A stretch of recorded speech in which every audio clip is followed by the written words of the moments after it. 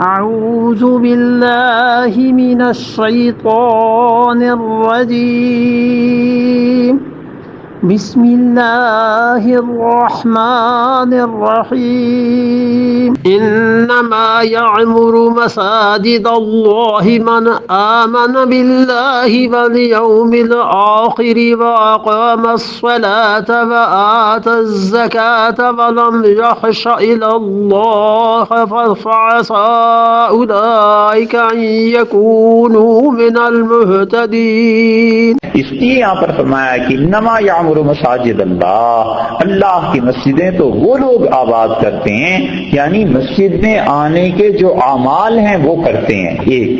ایک چیز یہ ہے کہ ان مسجدوں کو بناتے ہیں.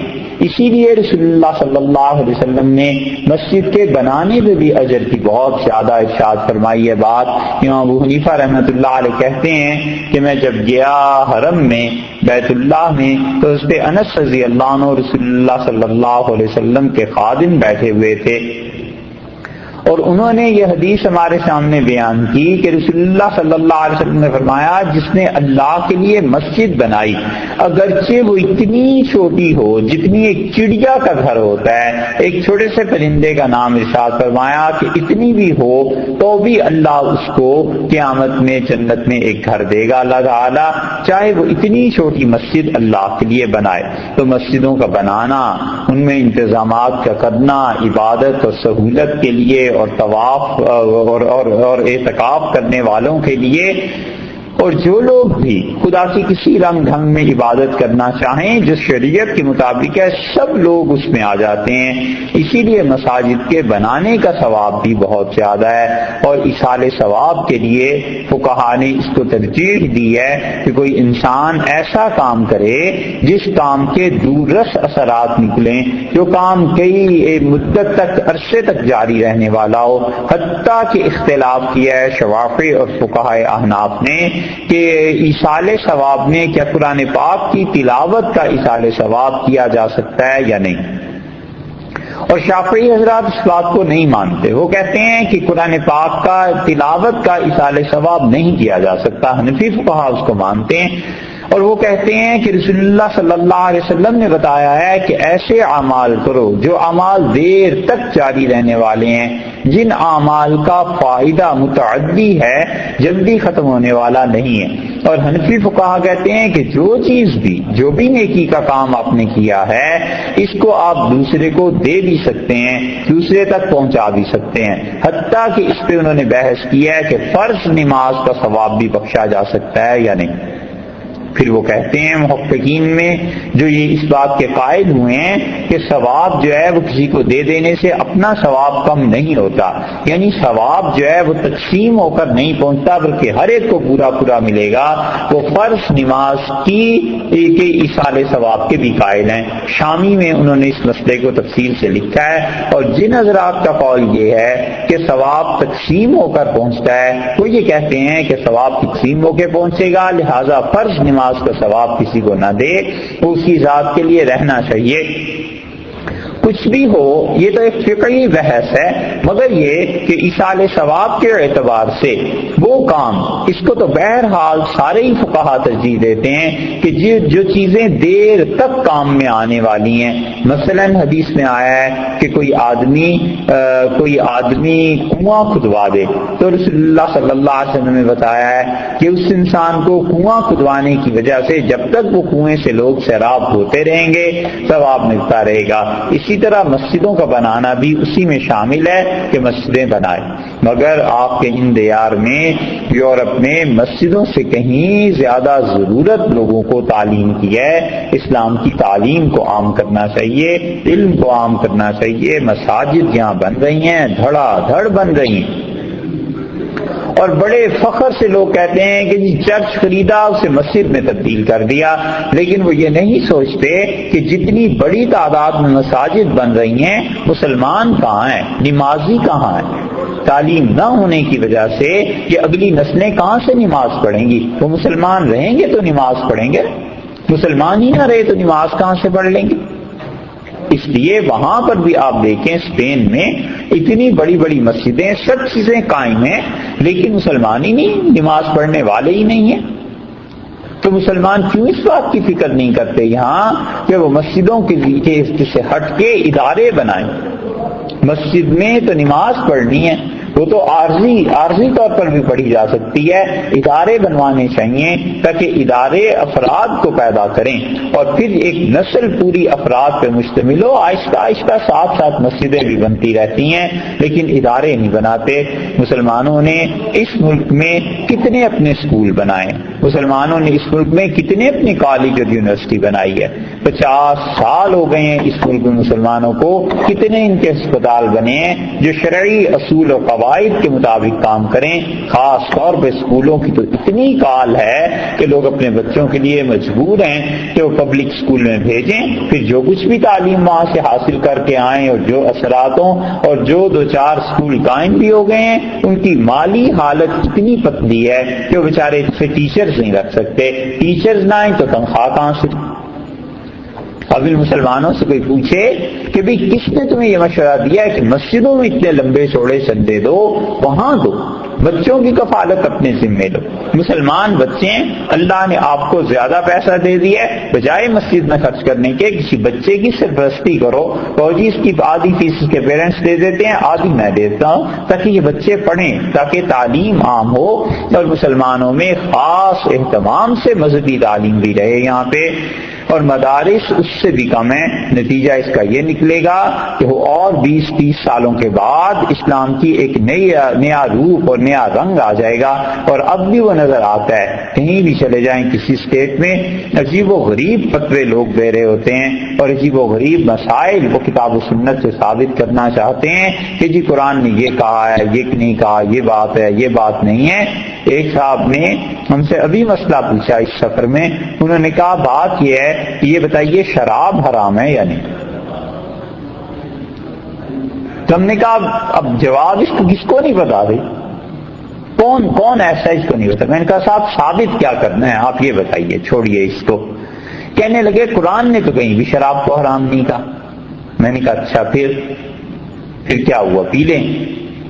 میں نے کہا پینا ہے اس کو مطلب کیا آخر کرنا؟ کہنے کا نہیں پینے کی بات نہیں ہے، مطلب یہ ہے کہ اس کو آپ بتائیں شراب کو اللہ نے حرام کیوں نہیں کہا قرآن میں۔ اب وہ بات بدل گئے۔ میں نے کہا بھائی دیکھو صاف سی بات ہے کہ یہ نہ کہو کہ شراب حرام حلال ہے، جائز ہے، ساری زندگی کوئی پیتا رہے اور حرام سمجھ کے پیتا رہے، اس انسان کا اتنا نقصان نہیں جتنا ایک مرتبہ یہ کہہ دینے کا نقصان ہے کہ شراب جائز ہے، حلال ہے، والعیاذ باللہ۔ تو کہنے لگے نہیں قرآن نے تو کہیں نہیں کہا۔ ہم نے کہا حدیث نہیں، حدیث نہیں، آپ قرآن سے ثابت کر دیں۔ اب ثبوت تو اس کو دیں جو انسان اس کو ماننا چاہے۔ اب ہمیں پتا تھا یہ پرانا جملہ ہے کہ قرآن نے تو خمر کو حرام کہا ہے، شراب کو تو حرام نہیں کہا، اور خمر جو ہوتی ہے آگے انہوں نے ہم سے یہ کہنا تھا کہ وہ تو ایک خاص قسم کی شراب ہے، جس کا مطلب ہے کہ باقی جو خمر نہیں ہے لہذا وہ حرام بھی نہیں۔ مثلا فرض کر لیجئے کہ خمر جو ہے وہ کہتے ہیں انگور کی شراب کو، یہاں انگور کی شراب کے لیے کوئی لفظ ہے؟ وسکی یا کس کو ہے؟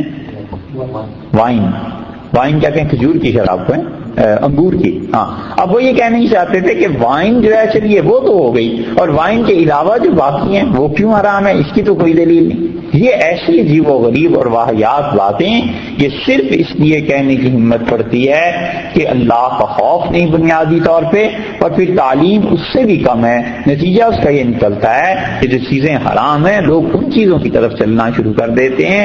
تو مساجد کی آبادی اس سے کہیں زیادہ ضروری ہے کہ تعلیمی ادارے قائم کیے جائیں، نظام مسلمانوں کا قائم کیا جائے جہاں سے پڑھ لکھ کے آج سے 20 سال بعد بھی بچے نکلیں تو ادارہ ایسا ہوگا کہ لوگ جانیں گے کہ اچھا یہ ادارہ ہے، یہاں سے لوگ پڑھ کر نکلے ہیں، اچھا اس ادارے کے لوگ اب دین کے لیے کام کر رہے ہیں، یہ ہے وقت کی ضرورت۔ تو یہاں پر اللہ تعالیٰ نے فرمایا ہے کہ مسجدیں تو بس وہ آباد کرتے ہیں من آمن باللہ، جو اللہ پر ایمان لایا۔ یہ اللہ پر ایمان کی پہلی شرط ہو گئی، یعنی اس انسان کو اللہ پہ بھروسہ ہے، ایمان ہے اس کا، خدا کی ذات کو، اس کی صفات کو مانتا ہے، اور اس کے دل میں یہ بات ہے کہ میں ایسے اعمال کروں جن کی وجہ سے اللہ کا قرب نصیب ہو، والیوم الآخر، اور دوسری بات یہ ارشاد فرمائی کہ والیوم الآخر، آخرت پر ایمان رکھتا ہے۔ اب آخرت پر ایمان اس وجہ سے کہ جب ایمان آخرت کا مضبوط ہوگا تو وہ ظلم نہیں کرے گا، جب ایمان آخرت پر مضبوط ہوگا تو آخرت کی فکر کرے گا کہ مجھے کیا کیا کام کرنے ہیں، کیا کیا کام چھوڑ دینے ہیں۔ یہ دو چیزیں تو عقیدے کی بتا دی اور آگے دو چیزیں اعمال کی بتا دی۔ تو مراد یہ ہوا کہ ایمان باللہ اور ایمان بالآخرت کے بعد جتنی بھی ایمانیات کی چیزیں ہیں ان سب کو وہ مانتا ہے۔ یہاں پر یہ نہیں کہا کہ رسالت پر بھی ایمان اور کتابوں پر بھی اور فرشتوں پر بھی، بس قرآن کبھی کبھی یہ کرتا ہے کہ قرآن ایک سمبولک چیز بیان کر دیتا ہے کہ یہ آدمی ایمان باللہ اور ایمان بالآخرت کا قائل ہے۔ جیسے آپ دیکھیے دنیا میں کئی مرتبہ ہوتا ہے کہ وہ کہتے ہیں ریلیجن لکھو کہ تمہارا ریلیجن کیا ہے۔ اب 10 آدمی ہیں، ایک آفیسر پوچھتا ہے کہ ہاں بھی تمہارا ریلیجن کیا ہے، وہ کہتا ہے جی میں جیو ہوں۔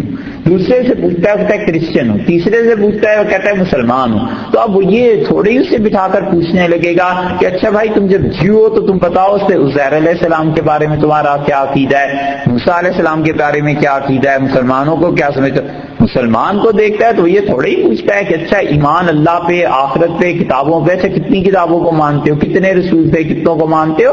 وہ تو ایک سمبولک چیز ہے، وہ کہتا ہے مسلمان ہوں، وہ کہتے ہیں جس ٹھیک ہے مسلمانوں والے تمہارے عقیدے ہوں گے۔ ایسے ہی اللہ تعالیٰ کہیں کہیں ایمان کی سمبولک چیزیں ذکر کر دیتے ہیں کہ یہ نشانی ہے ایمان کی، اللہ تعالیٰ کو ماننا، آخرت کو ماننا، اور اس کی ڈیٹیلز میں نہیں جاتے۔ تو اس کا یہ مطلب نہیں لے لینا چاہیے جو کہ علیہ باللہ بعض گمراہ لوگ لے لیتے ہیں کہ بس اتنا بھی کافی ہے۔ پہلے پارے میں یاد ہوگا آپ کو ایسی ایک آیت آئی تھی، اس پہ بحث کی تھی کہ اللہ تعالیٰ نے یہاں جو کہا ہے کہ جو ایمان رکھتا ہے اللہ پہ اور آخرت پر، بس اس انسان کے لیے اور عمل صالح کرتا ہے تو وہ نجات ہو جائے گی۔ تو وہاں بھی یہی بات تھی۔ وگرنہ آپ یہاں دیکھیں ایک آدمی ایمان لے آیا، آخرت پہ ان کو مانتا ہے، لیکن وہ کہتا ہے قرآن پورا نہیں ہے، وہ کہتا ہے زکوٰۃ بھی دیتا ہوں، نماز بھی پڑھتا ہوں، لیکن قرآن کو نہیں مانتا۔ اب کون سے مسلمان کہے گا؟ اس لیے جہاں بھی ایسے الفاظ آتے ہیں ان سے دھوکہ نہیں ہونا چاہیے کسی کو بھی کہ بس اللہ تعالیٰ نے تو 2 چیزوں کا ذکر کر دیا، مراد کی کہ پوری کی پوری چیز۔ وَأَقَامَ الصَّلَاةَ وَآتَى الزَّكَاةَ، اسی طرح دیکھیے نماز پڑھتا ہے اور زکوٰۃ دیتا ہے، اس کا مطلب یہ ہے کہ نماز اور زکوٰۃ کے ساتھ ساتھ جتنی عبادات ہیں وہ بھی کرتا ہے۔ اقام الصلاۃ ہے، اقام الصلاۃ نماز پڑھتا ہے، تو اقامت صلاۃ کے مطلب یہ ہے کہ جسمانی طور پر جتنی عبادتیں ہیں ساری انجام دیتا ہے۔ اب نماز جسم سے پڑھی جاتی ہے، ایک اور عبادت ہے روزہ، وہ بھی تو جسم سے رکھا جاتا ہے، وہ اس کے ضمن میں آ گیا۔ زکوٰۃ دیتا ہے، مال سے خدا کی عبادت کرتا ہے، ایک اور بھی عبادت ہے جو مال سے کرنی ہے، حج آ گیا۔ حج میں جسم بھی جمع ہو گیا، مال بھی جمع ہو گیا، دونوں چیزیں آ گئی۔ تو اس کا مطلب یہ ہے کہ وہ ان عبادات کو بھی کرتا ہے جو مال کے ذریعے ادا کی جاتی ہیں۔ زکوٰۃ آ گئی تو صدقہ فطر بھی آ گیا، خراج آ گیا، عشر آ گیا، جتنے بھی مالی عبادات ہیں سب، جتنی جسمانی عبادات ہیں سب کرتا ہے۔ وَلَمْ يَخْشَ إِلَّا اللَّهَ، اور اللہ کے علاوہ وہ دین کے معاملے میں کسی سے نہیں ڈرتا۔ ایک تو ڈر ہے طبعی خوف ہے، طبعی خوف ایسے ہوتا ہے جیسے سانپ، بچھو، ان چیزوں سے خوف ہے، انسان کو ڈر لگتا ہے ان چیزوں سے، اندھیرے میں جاتے ہوئے کبھی کبھی ڈر لگتا ہے، یہ باتیں الگ ہیں۔ اور ایک ہے کسی انسان کو کفر سے ایسا خوف ہو جائے کہ وہ آدمی اپنا دین چھوڑ دے۔ اللہ نے فرمایا ایسا نہیں، دین کے بارے میں کسی سے نہیں ڈرتے، یعنی دین پہ جمے رہتے ہیں چاہے انہیں قتل کر دیا جائے۔ اور یہی وہ چیز ہے جو حدیث میں آئی ہے حضرت معاذ رضی اللہ عنہ کے متعلق، رسول اللہ صلی اللہ علیہ وسلم نے فرمایا معاذ اگرچہ تجھے قتل کر دیں اور اگرچہ تمہیں آگ میں ڈال دیں تو بھی اللہ کے ساتھ شرک نہ کرنا۔ اللہ تعالیٰ کے ساتھ شرک کو منع فرمایا۔ تو یہ ہے مراد کہ اللہ کے علاوہ وہ پھر کسی ایذا تکلیف جو اللہ کی راہ میں پہنچتی ہے اس سے نہیں ڈرتے۔ فاسا جو لوگ یہ کام کرتے ہیں تو جتنے ہیں اولئک یہ امیدوار ہیں کس چیز کے کہ ان یکونوا یہ ہو جائیں من المہتدین جنت والوں میں سے، اہتداء والوں میں سے، ہدایت والوں میں سے۔ تو جو لوگ بھی یہ کام کرتے ہیں دیکھو امید ہے، امید کا مطلب اللہ کی طرف سے ہمارے یہ زبان کو سمجھانے کو کہا گیا، ورنہ جہاں وہ یہ کہہ دیں کہ امید ہے، اس کا مطلب یہ ہوا کہ وہ یقینی طور پر ایسی چیزیں ہو جائیں گی۔ تو عمارت مسجد کی، مسجد کو بنانا، اس لیے اس سے پتہ چلا کہ کافر کو اسلامی وقت کا متولی نہیں بنایا جا سکتا۔ اور اسی طرح دینی اور دنیاوی نقصان جہاں ہو رہا ہو کوئی، یا احسان جتلانے کا خدشہ ہو، تو کافر سے مسجد کی تعمیر میں تعاون نہیں کیا جا سکتا۔ ایسے ہی مساجد کو لغویات سے بچانا، خرید و فروخت سے، دنیا کی باتوں سے، گمشدہ چیزوں کی تلاش سے، جھگڑوں سے، اسی طرح بچوں سے، وہ بچے جنہیں پاکی اور ناپاکی کی تمیز نہ ہو، بہت چھوٹے بچے، ان کو مسجد میں لانا جائز ہی نہیں، درست ہی نہیں ہے، اس لیے کہ مسجد ناپاک ہو سکتی ہے، وہ اللہ کا گھر ہے۔